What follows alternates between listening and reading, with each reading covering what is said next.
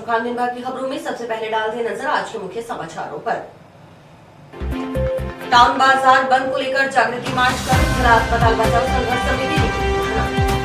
मांगे बैनर पर लिखकर बैंक शाखा के सामने खड़ा हुआ सेवानिवृत्त कर्मचारी मांगों की तरफ ध्यान आकर्षित करवाने के लिए अनोखे तरीके से जताया विरोध। उपनेता प्रतिपक्ष में पूर्व चिकित्सा मंत्री की प्रेस वार्ता, कहा राजस्थान में मंत्रिमंडल विस्तार बना बीरबल की खिचड़ी वकील कर रही। फसल नहीं काटने देने के खिलाफ कलेक्ट्रेट पर धरना प्रदर्शन। विश्व हिंदू परिषद व बजरंग दल के बैनर तले किसानों ने प्रदर्शन कर जिला कलेक्टर को सौंपा ज्ञापन। अस्थायी जगह से खदेड़ने से नाराज महिलाएं पहुंची सभापति निवास पर। किनारेबाजी दुकानें लगाने के लिए जगह उपलब्ध करवाने की मांग। अब खबरें विस्तार से। जंक्शन में निर्मित हो रहे राजकीय मेडिकल कॉलेज से संबद्ध अस्पताल को टाउन में ही रखने की मांग को लेकर गठित जिला अस्पताल बचाओ संघर्ष समिति की ओर से 20 अक्टूबर को टाउन का बाजार बंद रखने का आह्वान किया गया है। इस बंद को सफल बनाने के लिए गुरुवार को संघर्ष समिति की ओर से टाउन के बाजार में जागृति मार्च निकाला जाएगा। जागृति मार्च सुबह 11 बजे लोहिया स्कूल के सामने से शुरू होगा, जो पूरे बाजार में निकाला जाएगा। संघर्ष समिति ने अधिक से अधिक नागरिकों से जागृति मार्च में शामिल होकर जिला अस्पताल को टाउन में ही रखने के लिए सरकार प्रशासन पर दबाव बनाने का आह्वान किया है। गौरतलब है कि कुछ दिनों से मेडिकल कॉलेज से संबद्ध जिला अस्पताल को टाउन की बजाय जंक्शन में बनाए रखने की चर्चाओं का बाजार गरमाया हुआ है। हालांकि किसी प्रशासनिक अधिकारी ने इस बात की पुष्टि नहीं की कि मेडिकल कॉलेज से संबद्ध अस्पताल जंक्शन में बनेगा और न ही किसी के पास इस संबंध में कोई लिखित आदेश है। लेकिन इस मुद्दे के गरमाने पर टाउन शहर के लोग जिला अस्पताल को टाउन में ही रखने के लिए आगे आ रहे हैं। जंक्शन में संगरिया बाईपास मार्ग पर 325 करोड़ रुपए की लागत से मेडिकल कॉलेज का निर्माण कार्य चल रहा है। जिला अस्पताल को जंक्शन में स्थानांतरित करने की चर्चा होने के साथ ही टाउन शहर के लोग इसके विरोध में सड़क पर उतर आए हैं। जिला अस्पताल को टाउन में ही रखे जाने की मांग को लेकर सोमवार को टाउन के हिसारिया मार्केट स्थित अग्रसेन चौक पर महापंचायत बुलाई गई थी।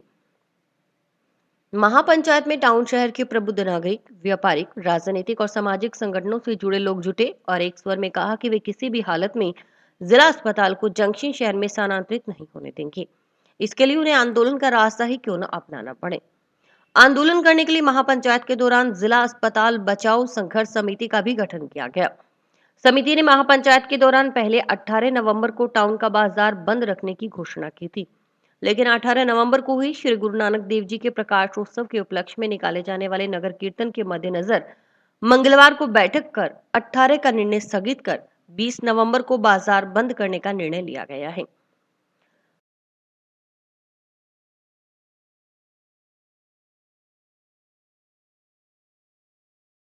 उधर दूसरी तरफ जंक्शन शहर के लोग मेडिकल कॉलेज से संबद्ध अस्पताल को जंक्शन में ही रखने की मांग कर रहे हैं।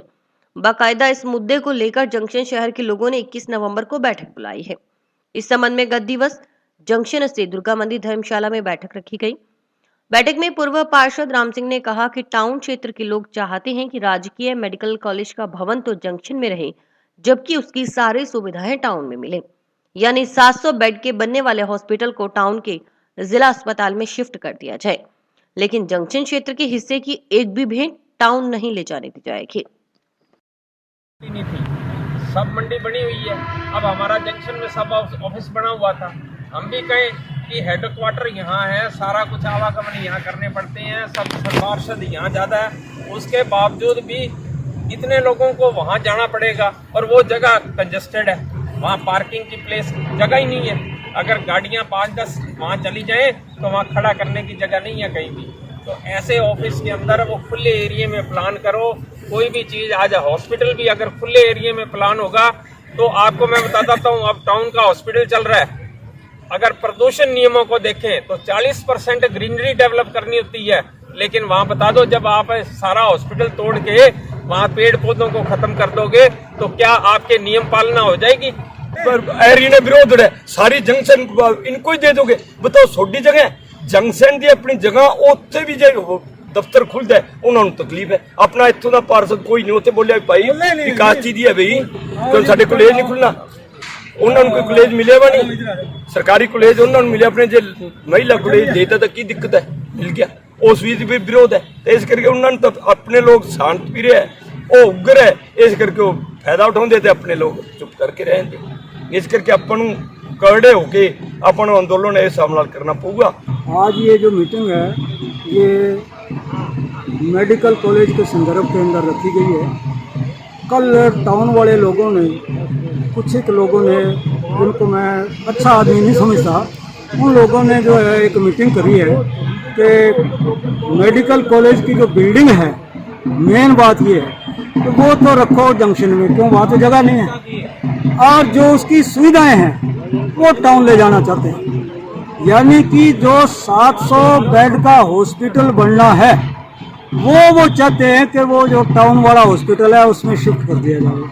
अब उन भाई लोगों को उनकी बुद्धि पे तरस आता है कि भी यदि ऐसा कर दिया जाए उनके कहने के मुताबिक, हालांकि हम हनुमानगढ़ जंक्शन के हिस्से की एक ईंट भी जो है टाउन नहीं ले जाने देंगे। हम इतने कमजोर नहीं हैं कि हमारे क्षेत्र का, हमारे हनुमानगढ़ जंक्शन का कोई अहित कर जाए हमारे होते हुए। अपनी कुछ मांगों को लेकर बैंक के एक सेवानिवृत्त कर्मचारी ने बुधवार को स्टेट बैंक ऑफ इंडिया के हनुमानगढ़ जंक्शन धानमंडी स्थित शाखा के सामने अनूठे तरीके से विरोध दर्ज करवाया। अपनी 6 सूत्रीय मांगे लिखा बैनर हाथों में पकड़कर सेवानिवृत्त कर्मचारी ने बैंक शाखा के सामने खड़े होकर अधिकारियों का ध्यान मांगों की तरफ आकर्षित करने का प्रयास किया। जनेंद्र कुमार झेमझाम नामक सेवानिवृत्त कर्मचारी ने बताया कि उन्होंने स्टेट बैंक ऑफ इंडिया के हनुमानगढ़ जंक्शन धानमंडी स्थित शाखा से 3 अप्रैल 2021 को स्वैच्छिक सेवानिवृत्ति ली थी। तब वह विशेष सहायक के पद पर था। वह भारतीय स्टेट बैंक प्रशासन से 6 मांगे कर रहा है। झाम ने बताया कि बैंक की ओर से मार्च 2020 से जून 2020 5 माह के समाचार पत्र आदि व्यय का पुनर्भरण नहीं किया गया। फरवरी मार्च 2020 की एक संवेदनशील और महत्वपूर्ण ड्यूटी का भुगतान नहीं किया गया, जबकि सितंबर 2020 की उसी ड्यूटी के लिए बैंक के एक अन्य कर्मचारी को भुगतान कर दिया गया है। सेवानिवृत्ति पर अवकाश नकदीकरण में हुई असाधारण देरी के लिए ब्याज का भी भुगतान नहीं किया गया। ऐसा उदाहरण है कि आकस्मिक देहावसान पर बैंक 1 माह से भी कम समय में अवकाश नकदीकरण कर चुका है, जबकि उसकी सेवानिवृत्ति तो नियमानुसार नोटिस देकर हुई थी। सब जानते हैं कि देहावसान बिना नोटिस दिए होता है। इस असाधारण देरी के लिए संबद्ध अधिकारियों की जिम्मेदारी भी निश्चित की जाए। इसके अलावा उसकी मांग है कि 11वें द्विपक्षीय समझौते में वर्णित 9वीं स्टेग्नेशन वेतन वृद्धि उसे शीघ्र जारी करें, पेंशन संशोधित की जाए, उसके पुत्र का शिक्षा ऋण दिनांक से स्टाफ रेट पर किया जाए, साथ ही उसे एसबीआई की गरिमा के अनुरूप भाषा में लिखा सेवानिवृत्त आदेश दिया जाए। यदि 2 अप्रैल 2021 को दिया गया आदेश एसबीआई की गरिमा के अनुरूप है तो यह बताया जाए कि 3 अप्रैल 2021 को कार्य समाप्ति पर उसकी ओर से निवेदन करने के बावजूद उसे कोई आदेश क्यों नहीं दिया गया था। मुख्य सहायक भारतीय स्टेट बैंक धानमंडी हनुमानगढ़ जंक्शन से 3 अप्रैल 2021 को स्वैच्छिक सेवानिवृत्त हुआ था। मेरे बैंक पर सेवाओं के कुछ ड्यूज, कुछ सुविधाएं बकाया हैं, जिस हेतु मैं अनेक बार अपनी फरियाद लेकर मजबूरन यहाँ खड़ा हूँ। सर, कुछ बातें बैंक के अंदर की हैं जी, जो बैंक वालों के अलावा बाहर बताना मेरे लिए उचित नहीं है जी। एक डिमांड है, जैसे अखबार वगैरह के पैसे दिए जाते हैं हमें, वो पिछले 5 महीने के बकाया हैं जी। ना मुझे नहीं देने का कारण बताया जा रहा है, ना दिए जा रहे हैं। मेरे बच्चे का शिक्षा ऋण है जो पब्लिक रेट पर चल रहा है, और ना मुझे ये बताया जा रहा है कि पब्लिक रेट पर क्यों चल रहा है, ना उसे स्टाफ रेट पर किया जा रहा है। इस तरीके की मांग है। उधर इस बारे में एसबीआई के एजीएम बच्चन सिंह मीणा का कहना है कि मामला संज्ञान में आने पर उन्होंने पता करवाया तो जानकारी मिली कि सेवानिवृत्त कर्मचारी जनेंद्र झाम का कोई मुद्दा यहाँ लंबित नहीं है। वे श्रीगंगानगर से पदस्थापित थी, अब उनके अधीन आए हैं, उनकी समस्याओं का समाधान कर दिया जाएगा। एक्चुअली आज मुझे ज्ञान में आया कि जनेंद्र झाम एक हमारे रिटायरमेंट थे, उन्होंने कुछ उनके इश्यू कुछ बैंक में पेंडिंग थे, न्यूज़पेपर वगैरह। तो जैसे मुझे संज्ञान में आया तो मैंने हमारे यहाँ से बात करना चाहा और यहाँ से हमारे एचआर से मैंने भेजे थे। ऐसा कोई मैटर उनका नहीं पेंडिंग है। उससे पहले वो एक्चुअली हमारे यहाँ पोस्टेड नहीं थे, वो गंगानगर में थे। ये अभी हमारे अंडर में है, तो ऐसी कोई समस्या नहीं है, उनको सभी का हमने समाधान कर दिया गया। उपनेता प्रतिपक्ष व पूर्व चिकित्सा मंत्री राजेंद्र राठौड़ का कहना है कि राजस्थान में मंत्रिमंडल का विस्तार बीरबल की खिचड़ी बन चुका है। कब पकेगी मालूम नहीं, क्योंकि कांग्रेस के राजस्थान प्रभारी अजय माकन 14 बार राजस्थान में आकर कह गए हैं कि शीघ्र मंत्रिमंडल का विस्तार पुनर्गठन किया जाएगा, लेकिन वह शीघ्र समय कब आएगा वह भविष्य के गर्भ में है। मंत्रिमंडल विस्तार को लेकर बनी कमेटी की रिपोर्ट ठंडे बस्ते में रही। अब आलाकमान की तीखी फटकार लगने के बाद शायद वह कपड़े जो अब तक टंगे हुए थे, कई लोगों की आशा बंधी थी और कईयों को अपने कपड़ों को ढीला और ठीक करना पड़ा। शायद उनके सपने पूरे हो जाएंगे, पर जब तक यह बीरबल की खिचड़ी पकेगी तभी पता नहीं। हनुमानगढ़ दौरे पर आए उपनेता प्रतिपक्ष राठौड़ ने बुधवार को टाउन में अपने निवास पर आयोजित प्रेस वार्ता में प्रदेश सरकार को घेरते हुए कहा कि देश के 25 राज्यों की ओर से पेट्रोल डीजल पर वेट कम करने के कुछ दिन बाद राजस्थान की गहलोत सरकार ने देर आए दुरुस्त आए का मुहावरा चरितार्थ करते हुए पेट्रोल की कीमतों में 4 रुपए और डीजल पर 5 रुपए की कमी की है, जो ऊंट के मुंह में जीरे के समान है। तेल की कीमतों में नामात्र की कमी कर मुख्यमंत्री अशोक गहलोत ने यह दर्शा दिया है कि राजस्थान के उपभोक्ताओं में उनकी कोई दिलचस्पी नहीं। आज भी देश में राजस्थान सबसे ज्यादा वेट वसूल करने वाला राज्य है। सर्वाधिक महंगी बिजली यहाँ है। किसानों से सबसे अधिक मंडी टैक्स राजस्थान में वसूला जा रहा है। नशे के व्यापारी पंजाब की तर्ज पर राजस्थान में जगह जगह सत्ता को अपने शिकंजे में ले रहे हैं। कानून व्यवस्था इतनी जर्जर हो गई है कि आम आदमी दहशतगर्दी की जिंदगी जीने को मजबूर है। भ्रष्टाचार का तांडव है। सरकार के चेहरे से भ्रष्टाचार का यह नकाब भी उस समय हट गया जब मुख्यमंत्री ने हाल ही में मंगलवार को जयपुर में आयोजित राज्य स्तरीय शिक्षक सम्मान समारोह में शिक्षा मंत्री की मौजूदगी में शिक्षकों से यह पूछा कि क्या शिक्षकों के स्थानांतरण के लिए पैसे देने पड़ते हैं, तो सब शिक्षकों ने खड़े होकर एक स्वर में कहा कि उनका ट्रांसफर उद्योग बन गया है। उन्होंने अपने स्थानांतरण के लिए रिश्वत राशि थी। यह सुनकर शिक्षा मंत्री भी बगले झांकने लगे। इस राज्यों ने वेट की राशि को कम किया पेट्रोल और डीजल पर, देर आए दुरुस्त आए, परंतु सही रास्ते से नहीं आए।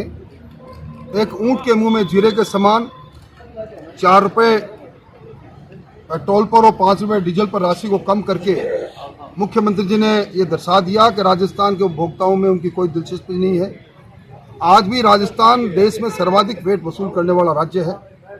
सर्वाधिक महंगी बिजली यहाँ है। सर्वाधिक अधिक मंडी टैक्स यहाँ वसूला जा रहा है किसान से। और मैं समझता हूँ कि जिस प्रकार का वातावरण बना हुआ है, नशे के व्यापारी पंजाब की तर्ज पर राजस्थान में जगह जगह सत्ता को अपने शिकंजे में ले रहे हैं और कानून व्यवस्था इतनी जर्जर होगी कि आम आदमी दहशतगर्दी की जिंदगी जीने के लिए मजबूर है। भ्रष्टाचार का तांडव और सरकार के चेहरे से नकाब उस समय हट गया जब मुख्यमंत्री जी ने शिक्षक सम्मान दिवस पर शिक्षा मंत्री की उपस्थिति में पूछा कि आपके स्थानांतरण में क्या कोई किसी ने राशि ली। सबने एक स्वर में खड़े होकर कहा हमारे ट्रांसफर उद्योग बन गया, हमने रिश्वत दी है, राशि दी है। उसके बाद शिक्षा मंत्री जी बगल झांकने लगे और आज वही शिक्षा मंत्री आज कांग्रेस के सबसे बड़े संगठन की अगुवाई करेंगे। तो क्या यही सीख अपने कार्यकर्ताओं को दे रहे हैं कि राजस्थान को लूटो खाओ? ये सरकार नाम की सरकार, काम की सरकार नहीं, हर मोर्चे पर सरकार विफल हो गई। इसीलिए अब मंत्रिमंडल के विस्तार की बात नहीं, मुख्यमंत्री जी पुनर्गठन की बात कर रहे हैं। वो भी बीरबल की खिचड़ी है, जब पक जाएगी तब मालूम पड़ेगी। क्योंकि यहाँ के प्रभारी अजय माकन 14 बार आकर राजस्थान में कह के गए कि ये हम शीघ्र करेंगे। वो शीघ्रता कब पूरी होगी मंत्रिमंडल का पुनर्गठन की, ये भविष्य के गर्भ में। वहीं उपनेता प्रतिपक्ष राजेंद्र राठौड़ ने कहा कि हनुमानगढ़ में राजकीय मेडिकल कॉलेज खुला, उसका आधार टाउन के इजरास की जिला चिकित्सालय है, लेकिन आज जिला चिकित्सालय को दरकिनार कर अगर 12-15 किलोमीटर दूर मेडिकल कॉलेज की स्थापना की जाए तो जिले का दुर्भाग्य है। उन्होंने कहा कि सदियों तक व आने वाली पीढ़ियों तक का इंतजाम और उसमें इस प्रकार की अदूरदर्शिता यह दिखा रही है कि सरकार और उसके नुमाइंदे कतई संवेदनशील नहीं है। राजकीय मेडिकल कॉलेज हनुमानगढ़ के लिए मजाक बन गया है। मेडिकल कॉलेज हनुमानगढ़ में खुला, उसका आधार है हनुमानगढ़ टाउन का जिला चिकित्सालय। आज जिला चिकित्सालय को दरकिनार करके अगर हनुमानगढ़ से 12-15 किलोमीटर दूर मेडिकल कॉलेज की स्थापना की जाए तो ये दुर्भाग्य है। सदियों तक का इंतजाम, आने वाली पीढ़ियों का इंतजाम, और उसमें इस प्रकार की अदूरदर्शिता ये दिखा रहा है कि सरकार और सरकार के नुमाइंदे कतई संवेदनशील नहीं है और ये मेडिकल कॉलेज हनुमानगढ़ के लिए मजाक बन जाएगा। इसके अंदर भी भ्रष्टाचार की बू आ रही है। क्या कारण है कि एक निर्जन जगह पर मेडिकल कॉलेज की जमीन का आवंटन हो? कौन इसके पीछे है? ये राजस्थान में पहला मौका होगा जब मेडिकल कॉलेज डिस्ट्रिक्ट हॉस्पिटल से 15 किलोमीटर दूर खोला जाए, वरना 5 किलोमीटर खोले जाने के लिए मेडिकल काउंसिल ऑफ इंडिया की मापदंड बढ़ेगी। राज्य सरकार की ओर से लगातार केंद्र सरकार पर महंगाई को लेकर निशाना साधने के सवाल के जवाब में राठौड़ ने कहा कि कांग्रेस सरकार अपने गिरेबान में झांक कर देखे। जो गहलोत सरकार सर्वाधिक वेट, मंडी टैक्स, बिजली के दाम वसूल रही है। हाल में बिजली के दामों में 33 रुपए का फ्यूल चार्ज बढ़ा कोड़ में खाज का काम करने वाली ऐसी सरकार को नैतिक आधार नहीं कि वे केंद्र सरकार की तरफ उंगली उठाए। राजस्थान में भाजपा की ओर से 2 सीटें हारने के सवाल पर राठौड़ का कहना था कि हार तो हार है, संसदीय बोर्ड का फैसला था। प्रेस वार्ता में भाजपा जिला अध्यक्ष बलवीर बिश्नोई, जिला महामंत्री जिगल किशोर गौड़, पूर्व विधायक द्रौपदी मेघवाल, कपूर सिंह, कविंदर सिंह, जिला मीडिया प्रभारी दीपक खादी आदि मौजूद थे। देखिए, वो अपने गिरेबान में झांक कर देखे तो ज्यादा अच्छा है। जिस गहलोत सरकार ने सर्वाधिक वेट वसूल किया और कर रही है, जिस गहलोत सरकार में सर्वाधिक मंडी टैक्स वसूल कर रही है, जिसमें सर्वाधिक बिजली और अब 33 रुपए बिजली के फ्यूल चार्ज में दाम और बढ़ाकर बोर्ड में खाद का काम कर रही है, ऐसी सरकार को नैतिक आधार नहीं कि वो महंगाई के विरुद्ध में केंद्र सरकार की तरफ उंगली उठाए। राजस्थान ग्रामीण ओलंपिक खेलों में रजिस्ट्रेशन की तिथि बढ़ाई गई है। खिलाड़ी अब 30 नवंबर तक पंजीकरण करवा सकेंगे। कलेक्टर नतमल डिडेल ने बताया कि मुख्यमंत्री की बजट घोषणा वर्ष 2021-22 की घोषणा संख्या 62 की अनुपालना में राजस्थान ग्रामीण ओलंपिक खेल वर्ष 2021-22 में राजस्थान राज्य क्रीड़ा परिषद जयपुर की ओर से खिलाड़ियों का पंजीयन करने की तिथि आगे बढ़ाते हुए 30 नवंबर कर दी गई है। उन्होंने बताया कि राज्य सरकार की ओर से हनुमानगढ़ जिले में पंजीयन करवाने का भौतिक लक्ष्य 2,14,144 रखा गया है, जबकि अब तक 1,30,073 खिलाड़ियों का पंजीयन जिले में हो चुका है, जो भौतिक लक्ष्य का कुल 60.74% है। कलेक्टर डिडेल ने बताया कि हनुमानगढ़ जिला 12 अक्टूबर 2021 को राज्य में 22वें स्थान पर था, जो बुधवार को राज्य में 5वें स्थान पर पहुंच गया। उन्होंने जिले को प्रथम स्थान पर लाने के लिए 30 नवंबर तक पंजीयन कराने के लिए ग्रामीण क्षेत्र में कोई भी प्रतिभागी पीछे न रह जाए, इसके लिए अधिक से अधिक 100% पंजीयन करवाने के निर्देश जारी किए हैं। कलेक्टर नतमल डिडेल ने बताया कि ग्राम स्तर पर खेल प्रतिभाओं की खोज कर आगे लाने के लिए राज्य खेलों की तर्ज पर ग्राम पंचायत स्तर, ब्लॉक स्तर, जिला स्तरीय व राज्य स्तरीय राजस्थान ग्रामीण खेलों का आयोजन किया जा रहा है। राजस्थान राज्य क्रीड़ा परिषद के अनुसार जिले की सभी ग्राम पंचायत स्तर पर समितियां बनाई गई हैं। समिति से संबंधित ग्राम पंचायत के सरपंच संयोजक हैं, प्रधानाचार्य, ग्राम सचिव, पटवारी व शारीरिक शिक्षक सदस्य रहेंगे। नमस्कार जी, जैसा कि आपको पता है कि मुख्यमंत्री बजट घोषणा भाषण के अंदर राजस्थान ग्रामीण ओलंपिक खेल होने हैं, तो इसमें अभी तक कल डेट बढ़ा दी गई है। पहले थी 15 नवंबर, अब गति 30 नवंबर, क्योंकि जो हमारा लक्ष्य था उसको हम लोग ने अभी तक प्राप्त नहीं कर पाए। और अभी फिलहाल हम लोग हनुमानगढ़ जिला 5 नंबर पे चल रहा है। हमारे पास आवेदन आ गए 1,30,200 कुछ आ गए हैं, एग्जैक्टली नहीं पता कितने आ गए हैं। तो मैं आपसे सबसे गुजारिश करता हूँ कि ज़्यादा से ज़्यादा बंदे इसमें आवेदन करें, ताकि कोई भी खेल प्रतिभा छुपी न रह सके। गांव उमरपुरा खेड़ी में युवक का अपहरण कर सूर्यवाला रूही में हत्या करने के करीब 2 माह पुराने मामले में मुख्य आरोपी पकड़े नहीं जाने तक घटनास्थल को सुरक्षित रखने के लिए खेत में पुलिस तैनात कर फसल नहीं काटने देने के खिलाफ बुधवार को विश्व हिंदू परिषद व बजरंग दल के बैनर तले सूर्यवाला के किसानों ने कलेक्ट्रेट के सामने सांकेतिक धरना देकर प्रदर्शन किया। प्रदर्शन के बाद किसानों व विश्व हिंदू परिषद तथा बजरंग दल की ओर से कलेक्टर को अलग अलग ज्ञापन सौंप खराब हो रही फसल काटने की अनुमति देने की मांग की गई। धरनास्थल पर हुई सभा में विश्व हिंदू परिषद व बजरंग दल के आशीष पारिक ने कहा कि गांव सूर्यवाला निवासी सिमरजीत सिंह पुत्र निरंजन सिंह कंबोज की फसल पककर तैयार है। हत्या के आरोप में एक एफआईआर टाउन पुलिस थाना में दर्ज हुई है। इसमें पुलिस सिमरजीत सिंह के पुत्र बूटा सिंह को मुलजिम बना रही है। गिरफ्तारी के लिए सिमरजीत सिंह के परिवार के सदस्यों को 2 बार पुलिस थाना में लेकर गई। बिना किसी लिखा पढ़ी और गिरफ्तारी के असंवैधानिक तरीके से स्वच्छंद रवैये को प्रदर्शित करते हुए एक बार 7 दिन व दूसरी बार 5 दिन थाने में बैठाया गया। सिमरजीत के पुत्र बूटा सिंह का नाम एफआईआर में अंकित है। पुलिस बूटा सिंह को मुख्य आरोपी बना रही है, लेकिन अभी तक आरोप सिद्ध नहीं हुआ है। फिर भी पुलिस सिमरजीत सिंह के नाम से राजस्व रिकॉर्ड में दर्ज 15 बीघा व सिमरजीत सिंह की ठेका पर ली गई 12 बीघा जमीन में बिजाई की हुई फसल को काटने से मना कर रही है। मौके पर सिमरजीत सिंह की इस कृषि भूमि में पुलिस कर्मचारी मौजूद थे। सिमरजीत सिंह को खेत में जाने से रोक दिया गया है। फसल पूरी तरह से पककर तैयार है। दिन प्रतिदिन फसल का नुकसान हो रहा है। सिमरजीत सिंह का पुत्र घटना में शामिल नहीं है और कानून उसकी भूमि में काश्त की हुई फसल काटने पर रोक लगाती है तो उसकी 3 बीघा जमीन की फसल कटाई से रोक सकती है। सिमरजीत सिंह की 27 बीघा जमीन की फसल काटने दी जाए। धरनास्थल पर मौजूद वक्ताओं का कहना था कि सिमरजीत सिंह एक गरीब, असहाय, अनपढ़ व्यक्ति है। सिमरजीत सिंह को वर्तमान में जांच अधिकारी से न्याय की उम्मीद नहीं है।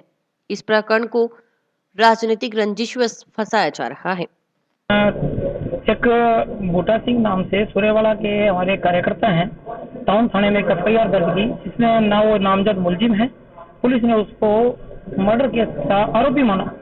आरोपी मानने के बाद पुलिस ने उनके खिलाफ कार्रवाई में ये कदम उठाया कि उनकी जो फसल खड़ी है, जो 10 लाख की पकी हुई फसल, जिन्होंने अपने खून से, अपनी मेहनत से जो फसल तैयार की है, उसको काटने नहीं दिया जा रहा है। वहाँ पर पुलिस ने अपने कुछ जवान बिठा रखे हैं, उनको खेत में घुसने नहीं दिया जा रहा है। जबकि वह खेती की जो जमीन है वह उनके पिता के नाम से है, तो उसमें बूटा सिंह जी को लेना देना नहीं है। और दूसरा जांच का सब्जेक्ट चाहिए अभी कि भाई वो आरोपी है या नहीं है।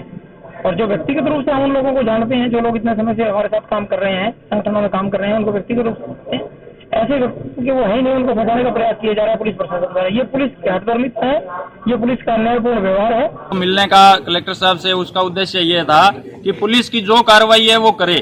हम ये नहीं कहते पुलिस के कार्य में हम बाधक नहीं बनते, लेकिन पुलिस ने उसकी अलावा जो जमीन यानी उसके पिताजी की है, एक गरीब किसान वहां पर अपना अन्न उगा करके और अपना जीवन यापन कर रहा था, उसकी जमीन को भी पुलिस ने अवैध रूप से अपने कब्जे में ले रखा है। आज उसी क्रम में हम पहले भी कलेक्टर साहब से मिले थे। आज कलेक्टर साहब ने बिल्कुल निष्पक्ष होकर के हमारी बात को सुना और स्पष्ट शब्दों में ये कहा है कि ये गैर कानूनी है, पुलिस इस तरह से नहीं कर सकती। एसपी महोदय ने भी ये कहा था कि केवल उस आरोपी की जमीन को छोड़ करके और बाकी जो जमीन है उसको हम अपने कब्जे में लेंगे।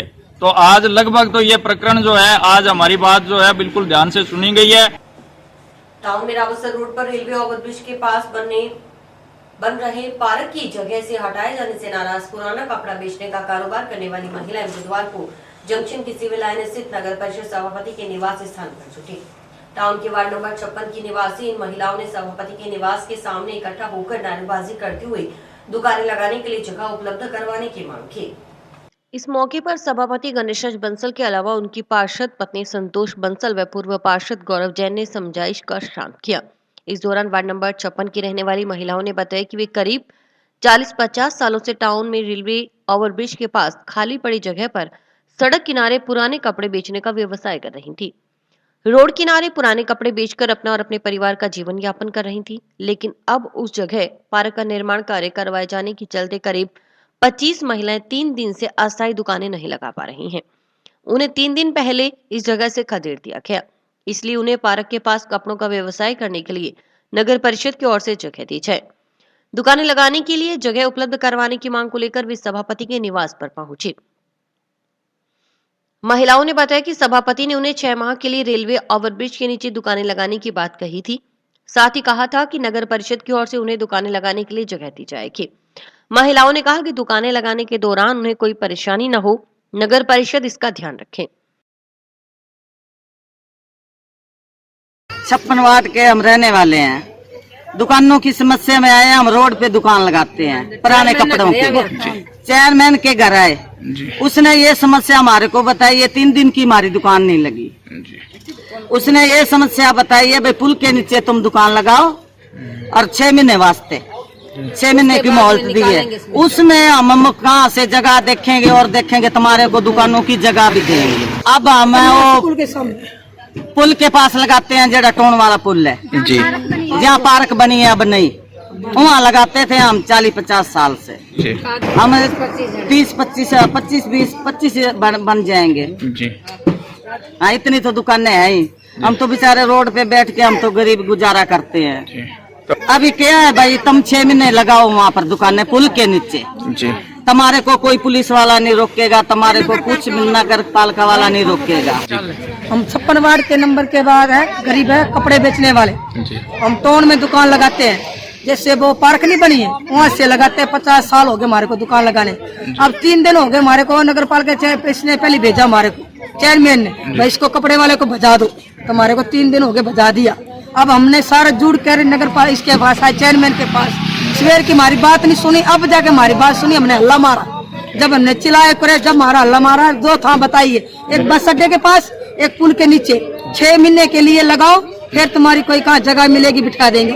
इतनी हमारी सहायता करी। अब हम जा रहे पुल के नीचे देखने लगाने के लिए, कहाँ हमारे को कोई रुकावट ना आना चाहिए, कोई रोकना नहीं चाहिए, कोई तंग नहीं करना चाहिए, इतना हमारी सहायता करनी चाहिए। वहीं सभापति ने बताया कि पुराना कपड़ा बेचने का व्यवसाय करने वाली कुछ महिलाएं इकट्ठा होकर बुधवार सुबह उनके निवास स्थान पर आईं। इन महिलाओं ने बताया कि वे टाउन में रावसर रोड के किनारे पूर्व में खाली पड़ी जगह पर कपड़ा बेचने का कार्य करती थी, लेकिन अब नगर परिषद की ओर से वहां पर पार्क का निर्माण कर दिया गया है। सभापति के अनुसार पार्क की जगह पर बैठने के कारण इन महिलाओं को वहां से हटाया गया। शहर की सौंदर्यकरण की दृष्टि में इन महिलाओं की मांग उचित नहीं है। उन्होंने कहा कि इन महिलाओं का भी व्यवसाय चलता रहे, इसको ध्यान में रखते हुए वैकल्पिक व्यवस्था करने के लिए नगर परिषद की ओर से जल्द विचार किया जाएगा। मेरे निवास स्थान पर कुछ महिलाएं एकत्रित होकर आई हैं जो कि पुराने कपड़ा बेचने का व्यवसाय करती हैं। ये पूर्व में रावसर रोड पर जो पहले खाली स्थान पड़ा था वहाँ पर सड़क पर बैठ के कपड़ा विक्रय करती थी। अब नगर परिषद के द्वारा वहाँ पर पार्क बना दिया गया है, जो एक सुंदर पार्क बनेगा। इसलिए जो मुख्य रोड पर ये बैठते थे इनको वहाँ से हटाया गया है। उनकी मांग है कि जी हमें वहाँ से 30 साल से बैठ रहे हैं, हमें वहाँ जगह दी जाए, लेकिन शहर के सौंदर्यकरण की दृष्टि से ये उनकी मांग उचित नहीं है। इसलिए उनको कोई इनका भी व्यवसाय चलता रहे, इसलिए वैकल्पिक व्यवस्था के लिए कोई नगर परिषद में विचार किया जाएगा। और अभी वक्त है ब्रेक का।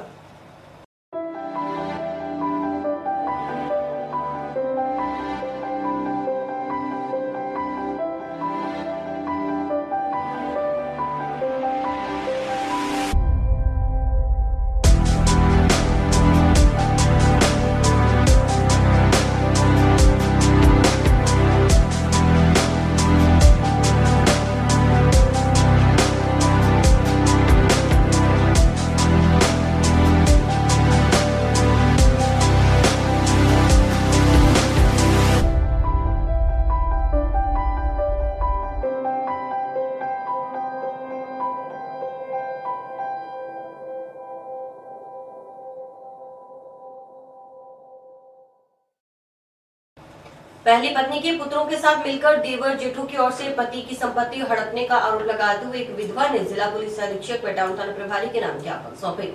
विधवा ने इस संबंध में मुकदमा दर्ज कर हड़पी गई संपत्ति वापस दिलाने की मांग की है। जानकारी के अनुसार कैलाश देवी निवासी वार्ड नंबर 9 गाँव फतेहगढ़ ने बताया कि उसके पति का देहांत 2010 में हो चुका है। उसके पति सुल्तानाराम की 2 शादियां हुई थी।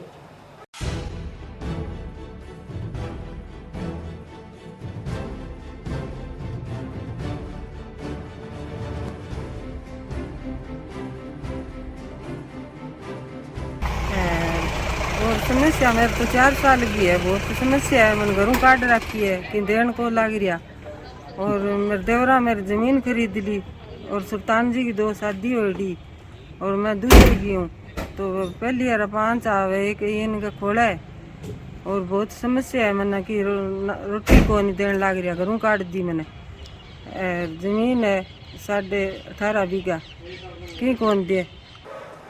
प्रधानमंत्री आवास योजना ग्रामीण के अंतर्गत पात्रता सूची से नाम काटे जाने का आरोप लगाते हुए एक महिला ने अपने पुत्र के जरिए बुधवार को कलेक्टर के नाम ज्ञापन सौंप दोबारा नाम जुड़वा योजना का लाभ दिलवाने की मांग की।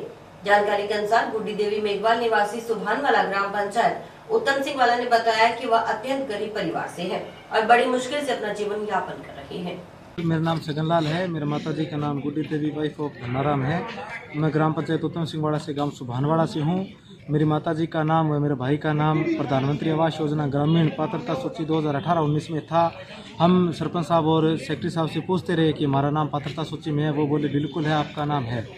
उसके बाद से वहाँ पर अभियान लगा। अभियान में वही बोले कि आपका नाम है, लेकिन अब सूची प्राप्त की और जैसे ही मकान शुरू हुए हैं तो हमारा जो पात्रता सूची से नाम काट दिया गया है राजनीतिक व्यवस्था कर। तो हम यही चाहते हैं, कलेक्टर साहब से मिला अभी, तो हम यही चाहते हैं कि हमारा नाम है जो पात्रता सूची में अति शीघ्र जोड़ा जाए, अति शीघ्र है जो लाभ दिया जाए और दोषियों के विरुद्ध कार्रवाई की जाए। जंक्शन में सार्वजनिक निर्माण विभाग के विश्राम गृह परिसर से श्री संकट मोचन हनुमान मंदिर में हर साल की भांति इस बार भी 35वें अखंड रामायण पाठ व भंडारे का आयोजन किया जा रहा है। 3 दिन तक चलने वाले धार्मिक कार्यक्रमों का आगाज बुधवार को कलश यात्रा के साथ हुआ। सुबह 9 बजे कलश यात्रा निकाली गई। महिलाएं व युवतियां सिर पर कलश धारण कर मुख्य मार्ग से गुजरी। कलश यात्रा में शामिल महिला व युवतियां रंगुलाल उड़ाते हुए भजनों पर झूम रही थी।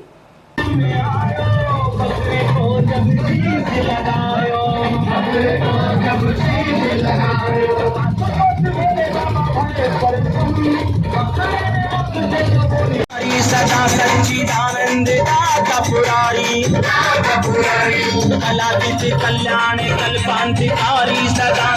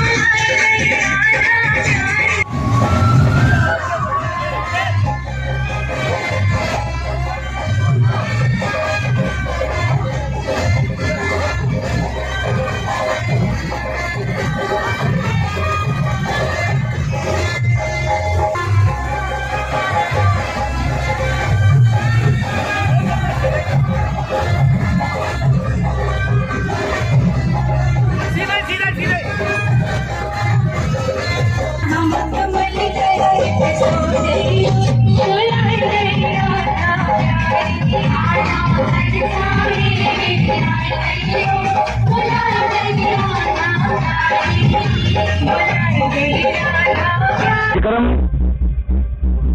रामचरितमानस